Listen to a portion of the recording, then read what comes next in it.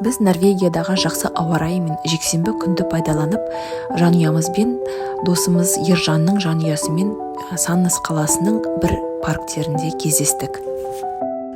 Бұл кездесудегі мақсат досымыз Ержанды алыстағы Абу-Даби еліне жұмысқа шығарып салу. Өздеріміз алып келген тамақтарымызбен барбекю жасап, керемет пикник ұйымдастырдық.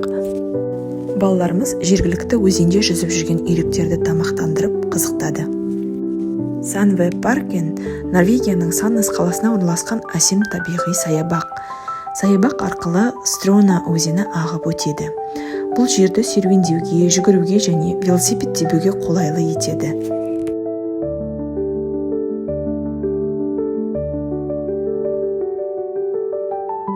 Бұл паркте балалардың ойнайтын алаңы мен осындай арнайы барбекю жасайтын жерлердің бары қуантады.